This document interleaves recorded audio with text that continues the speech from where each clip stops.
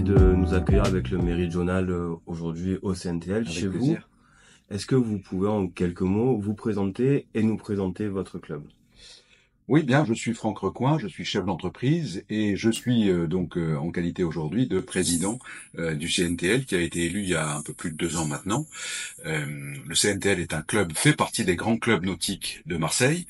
Il y a sur le Vieux-Port 3 grands clubs nautiques, l'UNM historiquement, la Société Nautique et le CNTL étant le plus récent. Il a été créé dans les années 70 par un certain Maxime Tarazi, avec un certain nombre de personnes, si vous voulez. Ce sont des gens qui, dans l'économie, ont voulu rendre à Marseille ce que Marseille leur avait apporté. Et donc, ces gens-là sont allés voir le maire de Marseille de l'époque, Gaston Defferre, pour lui proposer d'installer des pannes en fait et accueillir des bateaux de plaisance, puisque la plaisance dans les années 70 était en plein développement et il manquait des places de bateaux sur le vieux port de Marseille. Et donc ce club dans les années 70 s'est développé au fur et à mesure du développement de la plaisance. Nous sommes aujourd'hui 720 membres avec donc 720 anneaux. C'est le plus grand club, je crois, sur le Vieux-Port, hein, qui en termes de volumétrie. Vous avez également un club qui s'appelle YCPR et qui est un club nautique qui fait partie des 4 grands clubs nautiques marseillais. Que dire sur le CNTL? C'est une délégation de service public depuis maintenant un peu plus de 10 ans. Une délégation de service public, c'est la métropole qui délègue ce service public de la gestion du plan d'eau.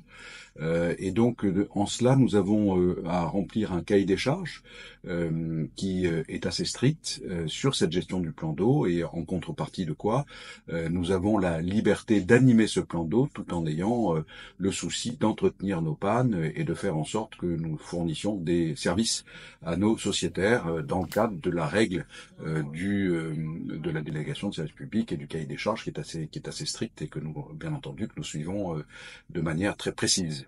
Voilà, c'est un club dont l'ADN est le sport, bien entendu, la voile, avec un palmarès dans l'histoire récente de ce club qui n'a que 52 ans, 54 ans, ça va être 54 ans cette année, avec notamment un premier titre qui a été remporté dans les années 80, en 1981 de mémoire, qui était un titre de champion du monde de la jauge Quarterton Cup. À l'époque, donc le président fondateur du CNTL avait acheté 2 bateaux, Protis et Gyptis, qui étaient dans cette jauge-là, avait confié ces bateaux à de grands barreurs, et notamment parmi eux Bruno Troublé, qui a fait une carrière brillante ensuite sur le plan sportif, puisqu'il a couru la Coupe de l'Amérique, notamment sur le bateau le bateau du Baron Bic, ou les bateaux du Baron Bic, puisqu'il y en a eu plusieurs. Et Bruno Troublé, en octobre 81, sur Protis, a gagné le championnat du monde de Quarterton Cup, ce qui a définitivement, si vous voulez, ancré l'esprit sportif dans ce club au niveau des régates, de la participation à des régates, et avec un palmarès qui a été très important tout au long de sa vie. Et je suis très heureux en 2023 de pouvoir dire que nous sommes les champions de France en titre au niveau du club, avec une jauge IRC. Une jauge IRC, c'est une jauge anglo-française ou franco-anglaise qui permet à des petits bateaux habitables ou des bateaux habitables de différentes tailles, si vous voulez, de pouvoir être scorés et de pouvoir être comparés, si vous voulez, dans le cadre des courses où ils s'affrontent avec évidemment des tailles et des dimensions différentes.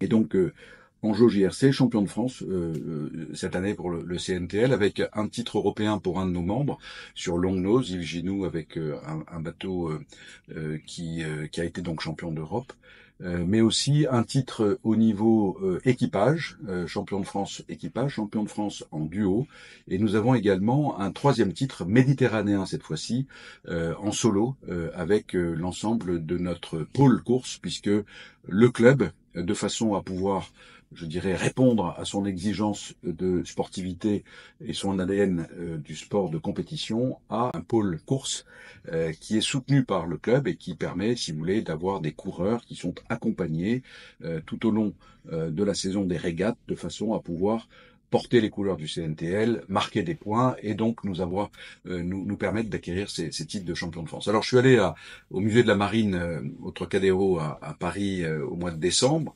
pour récupérer ce prix. J'en étais très fier. La coupe est ici, je l'ai faite venir ici. C'est vrai que c'est pour moi un élément extrêmement important puisque un club nautique qui est géré par des bénévoles dans le cadre d'une association et qui a pour ADN la voile sportive, fait rayonner à la fois la ville de Marseille, bien entendu, mais aussi la métropole d'Aix-Marseille-Provence et évidemment la région sud, puisque grâce à ça, nous avons, je dirais, un palmarès qui est reconnu sur la France entière. Et ce qui est très intéressant de noter d'ailleurs, c'est que la partie atlantique de nos côtes, souvent, si vous voulez, permet de développer en tout cas, on constate que sur cette côte atlantique, il y a la fabrication de bateaux, il y a beaucoup de chantiers qui sont là, il y a beaucoup de courses également qui partent de l'Atlantique, des régates qui sont très réputées. Mais ce qui est intéressant, c'est que les clubs de Méditerranée, sur une vision donc nationale, globale, si vous voulez, se défendent très bien et sont d'ailleurs régulièrement en tête des classements au niveau des clubs sur le plan sportif. Notre cousine germaine, je l'appelle comme ça, qui s'appelle la Société Nautique, a aussi un très joli palmarès. Et ce qui est intéressant avec elle, c'est que on bataille amicalement, mais on bataille avec nos pôles courses respectifs pour pouvoir obtenir ces différents titres.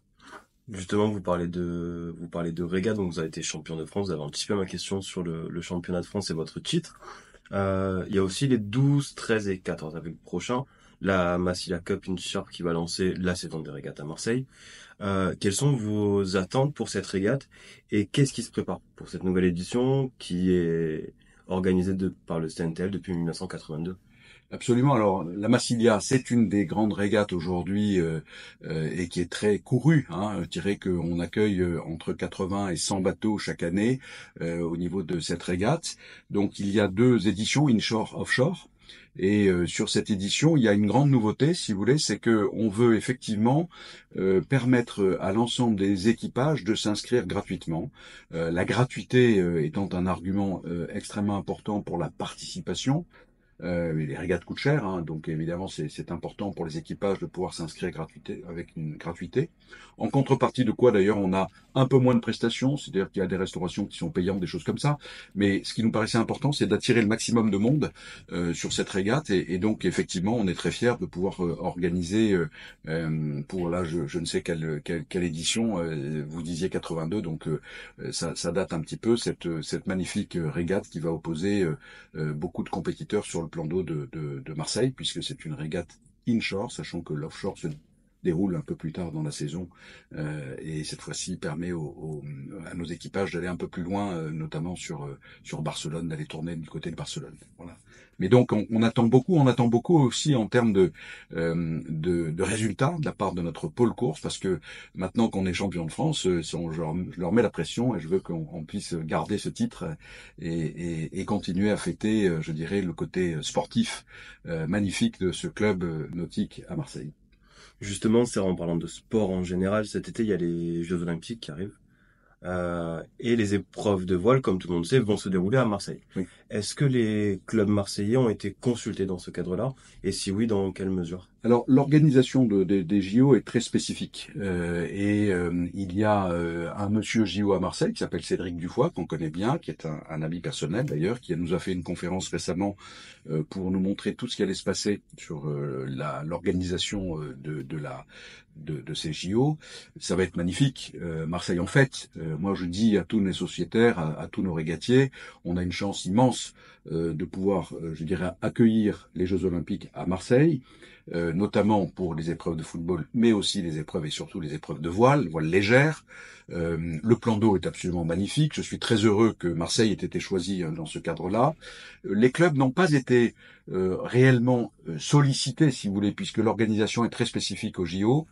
Par contre, les clubs vont être des réceptacles, entre guillemets, de grandes animations, notamment autour des JO, puisque beaucoup de sponsors, beaucoup d'entreprises vont devoir trouver des lieux d'accueil pour organiser et recevoir des tas de personnes dans les milieux économiques notamment. Et ce qui est très intéressant, c'est que comme la Société Nautique, comme l'YCPR, le CNTL, comme l'UNM d'ailleurs, le CNTL dispose d'une structure d'accueil qui est absolument merveilleuse, puisque quand on parle du CNTL, on parle à la fois du plan d'eau, mais aussi du pavillon flottant, qui appartient à notre association, hein, qui est le Cercle nautique et touristique du Lacidon. Et ce pavillon flottant que vous voyez au sein du bassin du Lacidon, 2650 ans d'histoire, si vous voulez, une position absolument magistrale, va d'ailleurs jouer un rôle important, puisque notamment nos sociétaires vont participer à l'arrivée du Belém dans le port de Marseille, hein, avec cette parade qui va être organisée, qui sera organisée, mais aussi le CNTL va voir entrer le Belém dans le port avec cette flamme, et donc on a un partenaire important qui est la BP Med, qui va organiser une grande manifestation ce 8 mai sur notre pavillon flottant. Alors il y aura également des sociétaires qui seront présents. On va permettre, en fonction des normes de sécurité, mais on va permettre à nos sociétaires d'être sur leur bateau et de pouvoir être sur les pannes également pour fêter l'arrivée du Belém. On va organiser d'ailleurs des apéritifs sur les pannes de façon à ce que les gens puissent se réunir et fêter en fait l'arrivée de cette flamme olympique à Marseille. Et effectivement, on va profiter de tout ça parce que c'est un élément tellement important quand vous rendez compte que peut-être 800, 850 télévisions du monde entier vont venir pour filmer à la fois le Vieux-Port, pour filmer le plan d'eau, pour filmer ces régates, pour parler de Marseille, pour parler de l'histoire de cette grande ville qui fait partie de cette grande métropole du sud de la France. Et donc la région sud, la métropole, la ville vont être à la fête. Et le CNTL, bien entendu, sera un des acteurs majeurs en termes de réception pendant ces JO avec des entreprises qui vont profiter de ce lieu magnifique. Justement, pour parler de l'arrivée de la flamme olympique, elle arrive à bord du Belém le 8 mai prochain dans le Vieux-Port depuis la Grèce. Pour vous qui êtes à la tête d'un club nautique dans ce Vieux-Port, dont le nom CNTL avec le L, qui se conclut par ce L de Lacidon, qui est le nom qu'ont donné les Grecs à cette calanque avant d'être le Vieux-Port.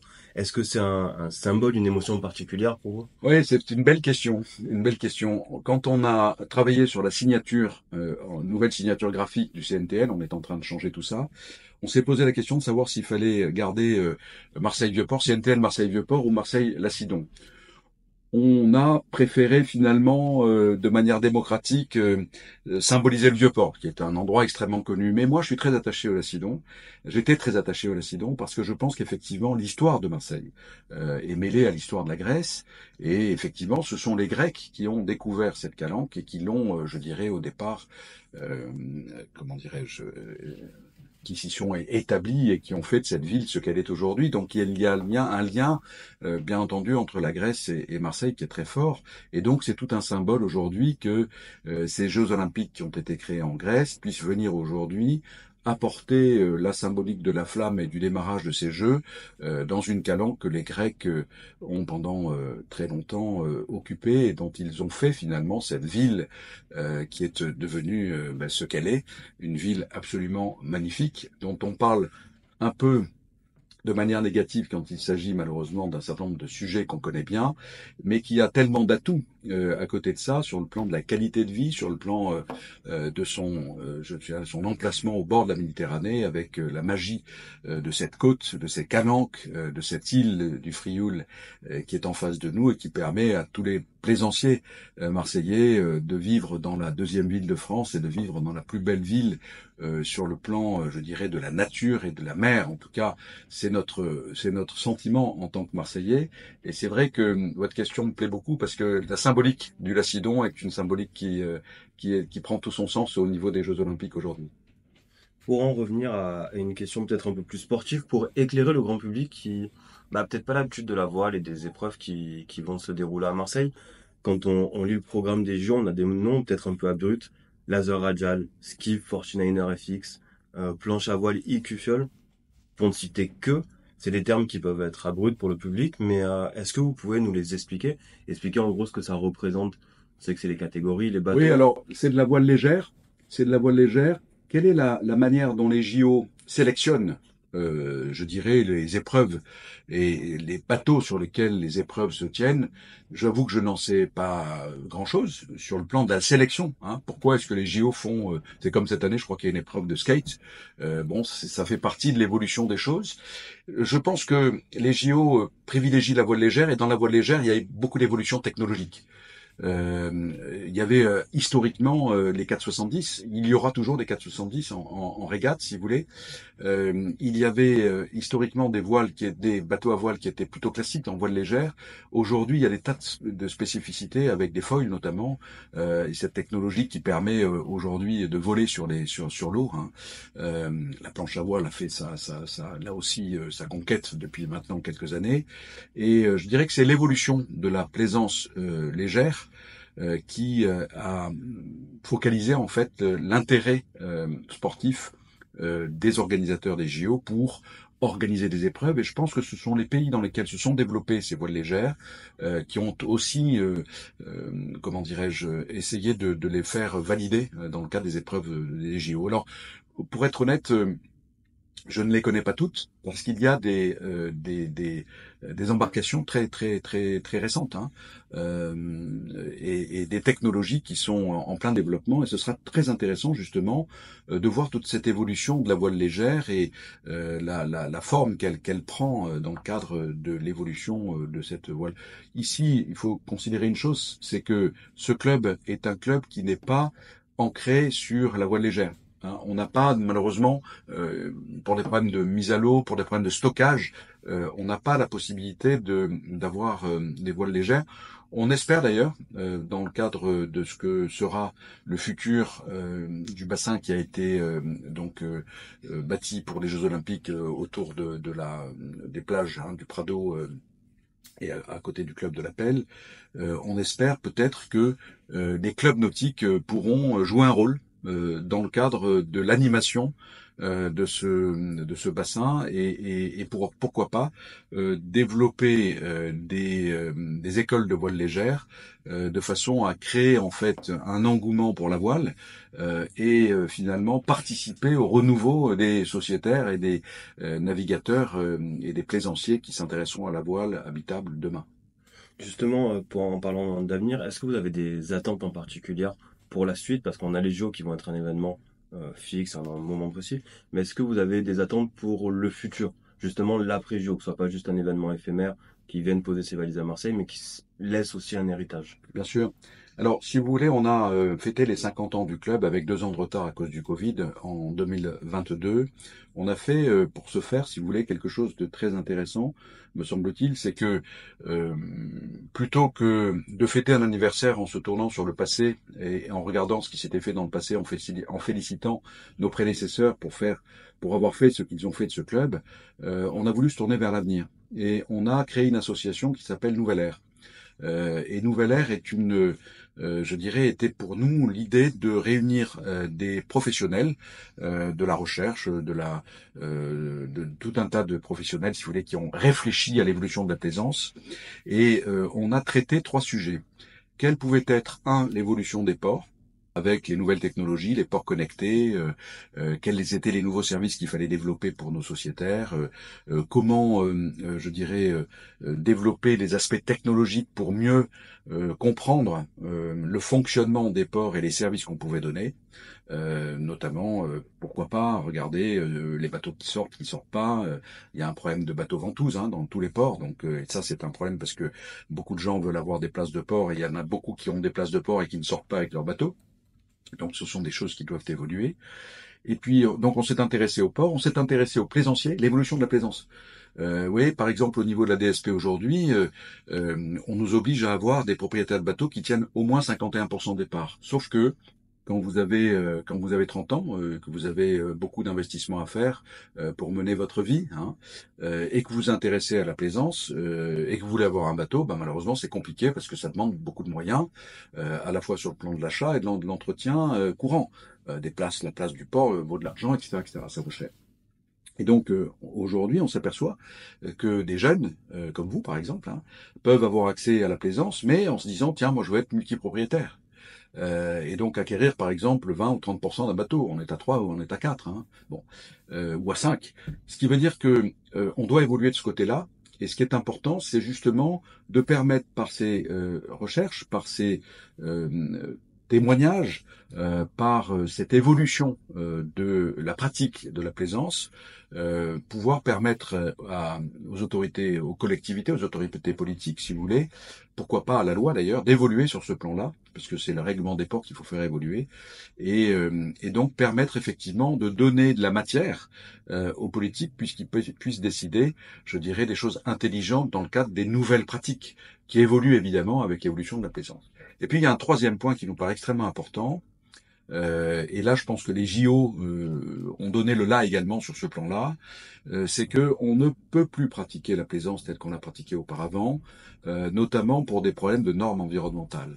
L'environnement, la protection de l'environnement doit faire partie également de l'ADN demain des ports de plaisance, des plaisanciers dans leur pratique, et il faut qu'on trouve des solutions pour moins polluer, pour avoir un meilleur respect du plan d'eau, pour faire en sorte que, je dirais, les clubs soient, je dirais, précurseurs en la matière. Et ce qui est intéressant d'ailleurs dans le cadre de notre action en tant que bénévole, c'est que nous avons une commission environnement qui a été mise en place, qui travaille sur ces sujets-là. Alors nous avons obtenu le label bleu port propre, hein, label bleu d'abord, et puis ensuite on travaille sur le label port propre, hein, qui sont deux labels différents. Et pavillon bleu, hein, pavillon bleu et port propre. Mais je dirais que au-delà de cette nomenclature, je dirais de classement, vous avez le label et vous êtes port propre, on essaye de mettre en avant des pratiques encore plus étonnantes, encore plus novatrices. Et ce que j'essaie de faire avec mon comité, puisque ce que j'ai oublié de dire sans doute, c'est que je suis président, mais j'ai aussi autour de moi un comité de 17 membres qui sont élus et qui gèrent au quotidien, je dirais, ou pratiquement au quotidien, avec une équipe de 7 salariés et un directeur, qui gère en fait le futur et le développement de ce club. Eh bien, ce comité, au sein de ce comité, il y a une commission environnement qui va nous proposer un plan d'action qui va être très ambitieux pour essayer de révolutionner un peu notre approche en matière d'environnement et imaginer des choses très intéressantes. Je vous donne un exemple. On a des problèmes d'eau aujourd'hui partout en France, avec le problème des précipitations qui baissent. On a eu des restrictions d'eau, par exemple, l'année dernière, hein, pendant la période d'été, et on s'aperçoit qu'on a aujourd'hui développé des réseaux d'eau qui sont illimités, avec des bateaux qu'on rince 2 fois par jour l'été, avant de sortir, après être sorti, etc., etc. Et on se dit, c'est complètement effrayant de voir la consommation d'eau qu'on a pour laver les bateaux. Et donc l'idée, c'est peut-être qu'on pourrait laver nos bateaux avec l'eau de mer, et puis les rincer avec de l'eau douce, et donc économiser de l'eau d'une manière spectaculaire, si vous voulez, par rapport à nos pratiques actuelles. Il y a aussi un autre élément qu'on va faire, c'est qu'on va essayer de fabriquer, en fait, ou plutôt d'équiper une panne, qui sera une panne témoin de toutes les évolutions technologiques qui vont nous permettre d'être économes en énergie, en eau, et qui vont avoir peut-être je dirais, un aspect effectivement exemplaire dans le cadre de ce que pourrait devenir en termes d'équipement les ports du futur. Voilà. Et donc c'est en cela que je réponds à votre question, qui est de dire ce que j'attends après les JO, qui vont je dirais, donner une pratique de la voile légère qui sera plus respectueuse de l'environnement, l'organisation des JO elle-même qui sera plus respectueuse de l'environnement. On va devoir capitaliser là-dessus. Et je reviens également sur l'idée de la voile légère, parce que après tout, ce qui est important pour permettre à des sociétaires d'acheter des bateaux, enfin des gens d'acheter des bateaux, de devenir sociétaires, c'est déjà de leur donner le goût de la voile, de la plaisance, d'une manière générale, de la mer. Et c'est un élément très important. Et puis, il y a autre chose qu'on va faire. Votre question me fait penser à ça, parce qu'elle est un élément très important aujourd'hui de notre action.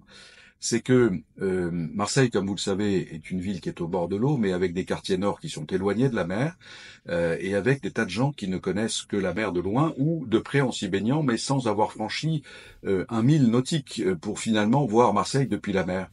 Et ce qui nous est apparu extrêmement important pour montrer que ce club s'intéresse effectivement aussi à ces sujets d'inclusion, c'est de travailler avec des associations pour permettre à ces associations de faire découvrir à des jeunes défavorisés la mer et l'intérêt que peut représenter cette mer. Et donc, on a signé un accord avec les apprentis d'Auteuil.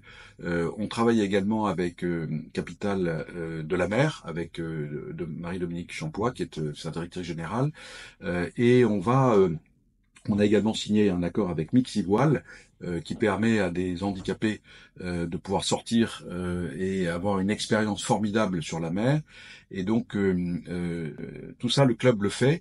Et c'est vrai que ces JO nous permettent de montrer que oui, c'est formidable la mer, oui, c'est formidable la voile légère, et oui, la voile légère ne peut être que le démarrage de la voile tout court et de la voile habitable avec laquelle nous jonglons régulièrement, puisque c'est nos sociétaires qui sont avec ces bateaux à voile, pas que, mais bateaux à voile et bateaux d'un moteur un petit peu aussi.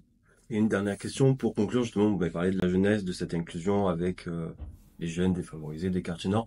Vous avez une école de voile au Oui, CNTL oui. qui forme les gens qui aspirent à la voile habitable. Oui. Est-ce que vous pouvez nous en parler, nous expliquer qu'est-ce qui se passe dans ces moments de formation?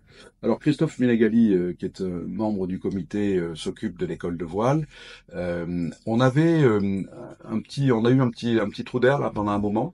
Donc on a un bateau qui est un 40 pieds, qui est un bateau à voile qui a une quinzaine d'années, si vous voulez, qu'on a entièrement rénové pour le mettre aux normes du quotidien.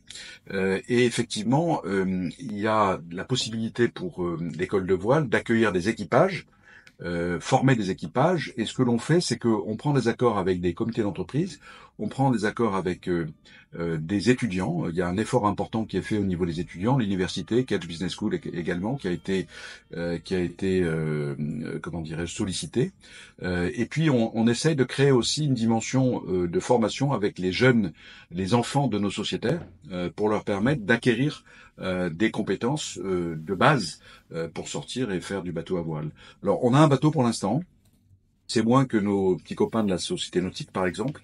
On essaie de relancer cette école de voile et elle nous paraît être effectivement très importante dans le cadre d'un club comme le nôtre, parce que c'est elle aussi qui génère finalement des passions qui vont se développer avec des gens qui, ayant appris à sortir et à manœuvrer un bateau à voile, vont faire l'acquisition d'un bateau à voile et donc renouveler nos membres et nos plaisanciers. Oui, donc c'est un élément important et on a mis l'accent dessus pour refaire partir cette école de voile et ça se passe très bien actuellement et vous pouvez acheter les tickets pour aller faire une sortie de 2 heures de voile, mais vous pouvez aussi passer une journée et puis vous pouvez même imaginer réserver le bateau avec un certain nombre de personnes pour passer plusieurs jours dessus. Merci, Président. Merci.